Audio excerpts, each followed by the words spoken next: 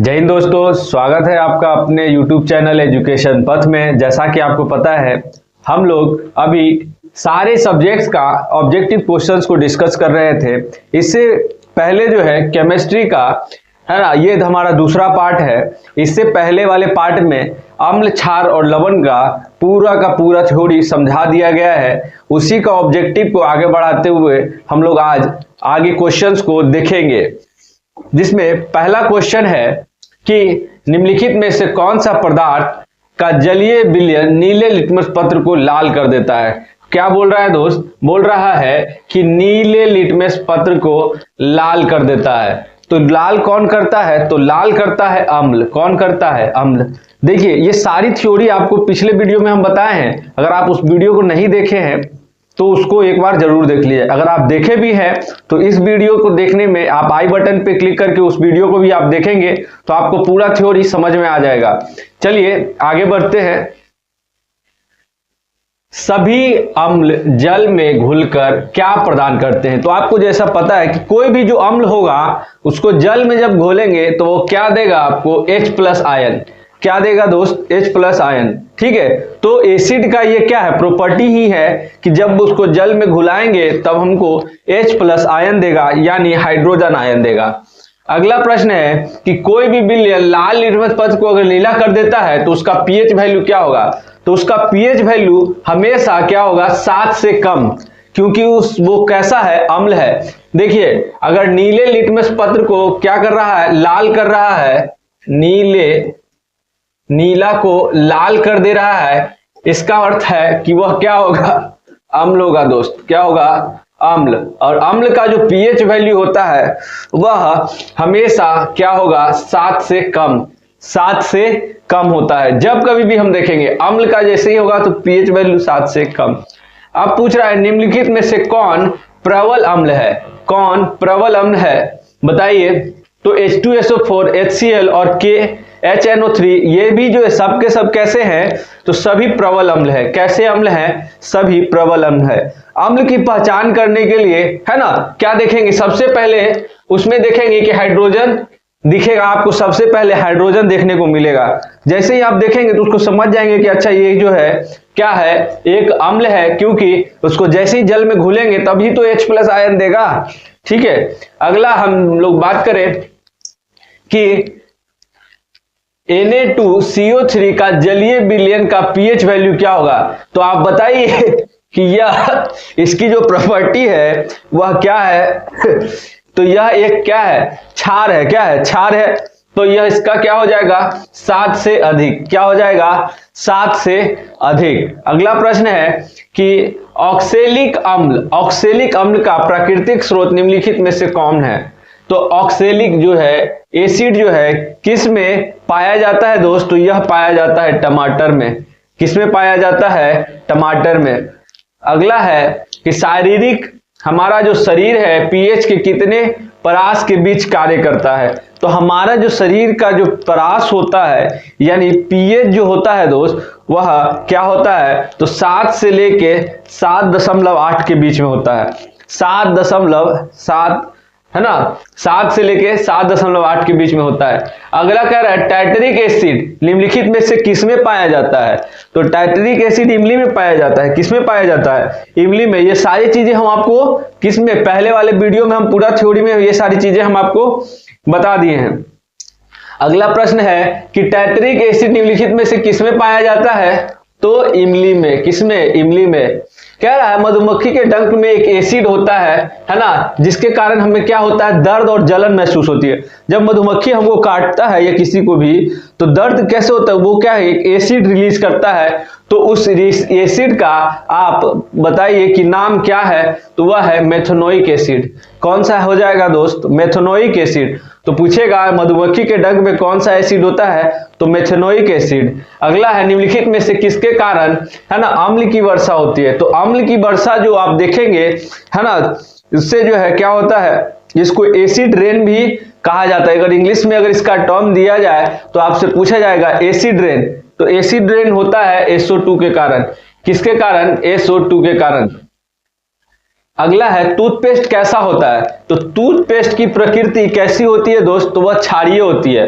ताकि हम बताए थे कि जब हम लोग सुबह उठते हैं तो मुंह के अंदर क्या होता है ना, मुंह के अंदर जो पीएच वैल्यू होता है वह क्या होता है, घट जाता है। क्या होता है, 7 से कम हो जाता है, यानी मुंह की प्रकृति कैसी हो जाती है, अम्लीय। उसको दूर करने के लिए हम लोग तो क्या करते हैं, तो टूथपेस्ट यूज करते हैं, जिससे हमारा क्या होगा, उदासीनीकरण। अगला प्रश्न है कि अम्लीय विलयन का पीएच वैल्यू क्या होगा। तो अम्लीय विलयन जो है 7 से कम, कैसा हो जाएगा, 7 से कम। अम्लीय वर्षा के कारण पीएच वैल्यू का मान क्या होता है, तो अम्लीय वर्षा जब होती है तो उसका पीएच वैल्यू का मान 5.6 से कम होता है, 5.6 से कम होता है। अगला है कि सिरिका में निम्नलिखित में से कौन सा एसिड पाया जाता है, बताइए। सिरिका में जो है विनीगर, इसी को क्या बोलते हैं, विनीगर। देखेंगे कि आप चाउमीन वगैरह जब बनता है तो उसमें सिरका डाला जाता है, क्या डाला जाता है, सिरिका वगैरह डाला जाता है, तो वो होता है एसिटिक एसिड। कैसा होता है दोस्त, एसिटिक एसिड, है ना, कि चाउमीन जल्दी गल जाए, है ना। उसको क्यों डालते हैं, ताकि चाउमीन जो है जल्दी भून के तैयार हो जाए, इसीलिए उसमें डाला जाता है सिरका, उसको टेस्ट के लिए नहीं डाला जाता है। अगली बात करें कि चींटी के डंक में कौन सा होता है, बताइए। चींटी के डंक में पूछ रहा है कि कौन सा एसिड हो जाएगा, तो मेथनोइक एसिड। कैसा हो जाएगा, मेथनोइक एसिड, है ना। चींटी के डंक में, मधुमक्खी के डंक में भी क्या पाया जाता है, तो मेथनोइक एसिड। अगला है कि कोई जो है घोल नीले लिटमस पत्र को लाल कर देता है, तो नीला को लाल करेगा तो वह कैसा होगा, तो उसकी प्रकृति 7 से कम। तो देखिए 7 से कम है किसका पीएच वैल्यू, तो यह हो जाएगा 2, है ना, यानी कैसा है, अम्लीय है। अम्लीय ऑक्साइड विलयन का पीएच मान कैसा होता है, तो 7 से कम। तो ये क्या हो गया, हमारा 4 उत्तर सही हो गया। अगला है मिल्क ऑफ मैग्नीशिया का पीएच वैल्यू क्या होगा। तो मिल्क ऑफ मैग्नीशिया का पीएच वैल्यू आपसे पूछा है, बताइए। तो मिल्क ऑफ मैग्नीशिया होता है क्षारीय, तो इसमें देखिए, इसमें क्षारीय रहेगा तो 7 से अधिक, तो यह क्या है, 7 है, तो 7 से अधिक क्या हो जाएगा, 10.5, यानी मिल्क ऑफ मैग्नीशिया की जो प्रकृति है वह क्षारीय हो जाएगी। अगला है किस पीएच मान वाला विलयन सबसे अधिक अम्लीय होगा। तो जिसका मान सबसे कम उसका अम्लीयता सबसे ज्यादा, यानी इन सब में से अगर पूछा जाए कि किसका जो है अम्लीयता ज्यादा होगा, तो जिसका पीएच वैल्यू कम, अर्थात एक उत्तर सही हो जाएगा। अगला हम बात करें कि दही में कौन सा एसिड पाया जाता है। दही में जो खट्टापन होता है वह किस एसिड के कारण होता है, बताइए। यह होता है लैक्टिक एसिड। किसमें, लैक्टिक एसिड, है ना। अब दूध का कलर जो है हल्का पीला नजर आता है, वह लैक्टोज के कारण, किसके कारण, लैक्टोज के कारण, और उसी से जो है दही बनता है। तो उससे याद रखिए कौन सा एसिड हो जाएगा, लैक्टिक एसिड। कैसा हो जाएगा, लैक्टिक एसिड, ठीक है। अगला प्रश्न देखते हैं कि निम्नलिखित में से पीएच का कौन सा क्षारक विलयन का मान देगा। तो क्षारक के लिए क्या चाहिए, 7 से अधिक। तो देखिए 7 से अधिक कौन सा हो जाएगा, ये डी उत्तर सही हो गया। यही क्वेश्चन को 14 में भी पूछा था, 22 में भी पूछा है। अगला देखिए कह रहा है कि उदासीन विलयन का 13 में, 15 में, 23 में, सब में पूछा है। तो उदासीन का आपको पता है कि 7 होता है। शुद्ध जल का पीएच वैल्यू क्या होता है, अब बताइए। शुद्ध जल का जब पीएच वैल्यू पूछा जाएगा तो वह हमेशा 7 हो जाएगा। क्या होगा, शुद्ध जल जो है ना तो एसिडिक होता है ना बेसिक होता है, वह उसका पीएच वैल्यू 7 होता है। निम्नलिखित में से कौन सबसे सबल एसिड है ना। सबल मतलब प्रबल, सबल मतलब प्रबल। तो इन सब से देखेंगे तो HCl जो है इसका सही उत्तर हो जाएगा। क्या हो जाएगा, है ना। जब आप इसको देखेंगे, देखिए तब आपका क्या हो जाएगा, HI सही हो जाएगा, ठीक है। अगला प्रश्न है किस पीएच वाला विलयन को सबसे अधिक क्षारीय होगा। तो क्षारीय के लिए जब पूछा जाएगा तो जिसका वैल्यू ज्यादा, पीएच से जितना बढ़ते जाएंगे उसकी क्षारीयता क्या होगी, बढ़ती जाएगी। तो इस सब में से जिसका वैल्यू ज्यादा होगा, यानी सी उत्तर सही हो जाएगा। अगला है निम्नलिखित में से संश्लेषित सूचक कौन है। संश्लेषित सूचक जो है बताइए, इसमें से कौन किया जाता है। तो यह किया जाता है दोस्त लेथिल ऑरेंज, लेथिल ऑरेंज के द्वारा। अगला है निम्नलिखित में से कौन किसके द्वारा औद्योगिक क्षेत्र में क्या होती है, एसिड रेन होती है। तो अभी देखे थे यह जो है एसिड रेन किसके कारण हो जाएगी, हो जाएगा तो उसको बोलते हैं सल्फर डाइऑक्साइड। जो अम्लीय वर्षा होती है वह किसके कारण होती है? तो सल्फर डाइऑक्साइड के कारण। किसके कारण? सल्फर डाइऑक्साइड के कारण। अब अगला प्रश्न देखते हैं, ठीक है।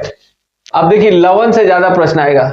पहला है कि सोडियम क्लोराइड के जलीय विलयन विद्युत धारा जब प्रवाहित करने पर यह वियोजित सोडियम क्लोराइड बनाता है, इस प्रक्रिया को क्या बोलते हैं? बताइए। इसको बताए थे, है ना, इसको हम लोग बताए थे, तो क्या हो जाएगा? इसको बोलते हैं क्लोर क्षार प्रक्रिया। क्या बोलते हैं? क्लोर क्षार अभिक्रिया।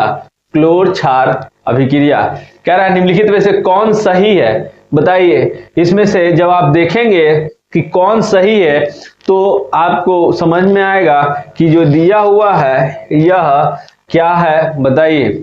Na2CO3 Na2CO3 10H2O, यह किसका सूत्र है? आप कमेंट सेक्शन में बताइएगा कि यह किसका सूत्र है ना। अगला है कि सोडियम कार्बोनेट का अणु सूत्र क्या होता है? तो सोडियम कार्बोनेट अभी हम लोग देखे हैं, तो सोडियम क्या बोल रहा है? कार्बोनेट। तो सोडियम कार्बोनेट का क्या सूत्र होता है? Na2CO3 Na2CO3, यही चीज आ गया ना, यही है सोडियम कार्बोनेट। सोडियम कार्बोनेट है ना, यही क्या है? Sodium carbonate. और यहाँ पे ही आ गया आपका सोडियम कार्बोनेट। अगला है निम्नलिखित किस रासायनिक यौगिक को गर्म करने पर प्लास्टर ऑफ पेरिस प्राप्त होता है? तो प्लास्टर ऑफ पेरिस जो दोस्त प्राप्त होता है वह जिप्सम को हीट करते हैं, तब हमको क्या मिलता है? प्लास्टर ऑफ पेरिस, है ना। जिप्सम से ही प्लास्टर ऑफ पेरिस बनता है। अगला है विरंजक चूर्ण का रासायनिक सूत्र क्या होता है? विरंजक चूर्ण जो है इसका रासायनिक सूत्र क्या हो जाएगा दोस्त? तो ये हो जाएगा CaOCl2। इसी को विरंजक चूर्ण कहते हैं। अगला है संगमरमर का रासायनिक सूत्र क्या होगा? तो संगमरमर का रासायनिक सूत्र वही होगा CaCO3। अगला है निम्नलिखित में से कौन सा गैस चूने के पानी को दूधिया कर देता है? तो वो कौन सा गैस हो जाएगा? वह हो जाएगा कार्बन डाइऑक्साइड या CO2। इसी को वो कार्बन डाइऑक्साइड या CO2। निम्नलिखित में से कौन लवण है? निम्नलिखित में से कौन लवण है? तो यह क्या हो जाएगा? बताइए। एसिड है, ये कैसा है? बेसिक है ना। ये कैसा है? बेसिक है। और ये कैसा है? तो यह एक लवण है। क्या है? लवण। जहां कहीं भी आपको OH दिख जाए समझ जाइए कि वह कैसा होगा? क्षारीय। कैसा होगा? क्षारीय। और जहां H प्लस दिख गया तो यहाँ पे क्या होगा? अम्लीय। यानी हमारा लवण जो है क्या हो जाएगा? K2SO4। निम्नलिखित में से कौन लवण है? तो बताइए इनमें से कौन सा लवण हो जाएगा? यहाँ आपको OH दिख रहा है, यहाँ H दिख रहा है, यहाँ OH दिख रहा है, यानी NaCl हमारा लवण हो जाएगा। अगला है बेकिंग पाउडर का मिश्रण बताइए। बेकिंग पाउडर किसका मिश्रण होता है? तो बेकिंग पाउडर मिश्रण होता है NaHCO4 एवं टार्टरिक एसिड का। किसका? NaHCO4 एवं टार्टरिक एसिड का। बोला नीला थोथा का रासायनिक सूत्र क्या है? एकदम एवरग्रीन क्वेश्चन है। नीला थोथा जब से आप पूछेगा तो ये हो जाएगा CuSO4 5H2O। CuSO4 in 5H2O। अगला प्रश्न है कि नीला थोथा का रासायनिक सूत्र फिर से आ गया, क्या हो जाएगा? CuSO4 5H2O। अगला कह रहा है शल्य चिकित्सा यानी टूटे हड्डियों को जोड़ने के लिए प्रयुक्त होने वाला, तो यह क्या होता है? Plaster of Paris. क्या हो जाएगा? Plaster of Paris. पूछा जाएगा कि प्लास्टर ऑफ पेरिस का रासायनिक नाम क्या है, तब आप क्या बताएंगे दोस्त? प्लास्टर ऑफ पेरिस का रासायनिक सूत्र क्या होता है? तो कैल्शियम सल्फेट, है ना, कैल्शियम सल्फेट अर्धहाइड्रेट। क्या बोलते हैं? कैल्शियम सल्फेट, ऐसे याद रखना है, कैल्शियम सल्फेट अर्धहाइड्रेट, है ना। अगला है बेकिंग सोडा का। क्या बोल रहा है? बेकिंग सोडा का जब आपसे पूछेगा तो क्या डालिएगा? NaHCO3। अब वही पूछेगा, है ना, वॉशिंग सोडा या धोवन सोडा, तो H गायब हो जाएगा। क्या हो जाएगा? NaCO3। लेकिन जब आपसे पूछा है बेकिंग सोडा, आ ही गया अगला में कि धोबिया सोडा का रासायनिक सूत्र, तो धोबिया में H नहीं होगा, यानी Na2CO3। ठीक है, धोने वाला में H नहीं होगा, धोने वाला में H नहीं होगा, लेकिन जब खाना बनेगा यानी बेकिंग में क्या होगा, हाइड्रोजन होगा यानी NaHCO3। अगला है प्लास्टर ऑफ पेरिस यानी जिप्सम का रासायनिक सूत्र बताइए।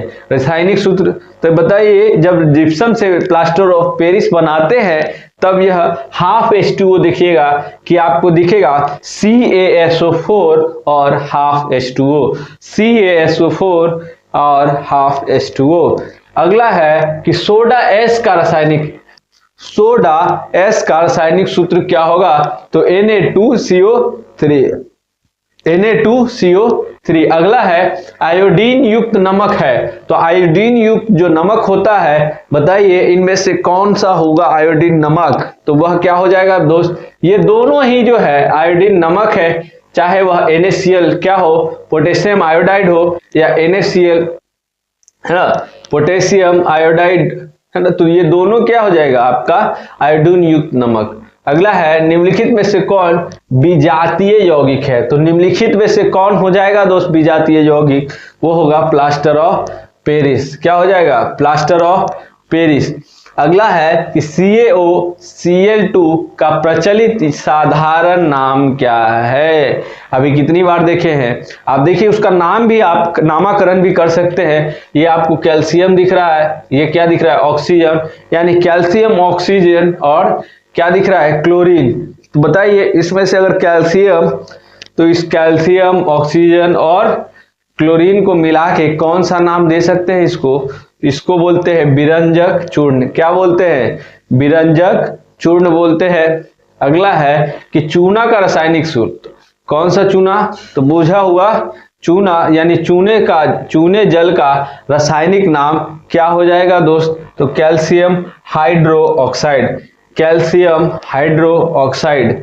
ठीक है। अगला है कि निम्नलिखित में से कौन ग्लोवर लवण, ये ग्लोबल होगा, ग्लोबर लवण का सूत्र है। बताइए निम्नलिखित में से कौन ग्लोबर लवण का सूत्र है, तो ये होगा Na2SO4 × 10H2O, अर्थात ए उत्तर सही हो जाएगा।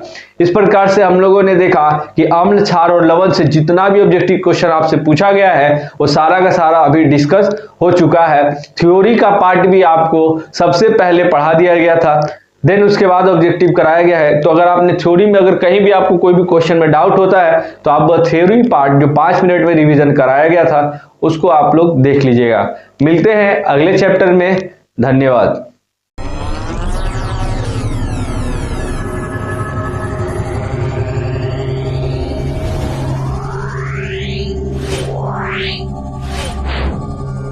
Wow.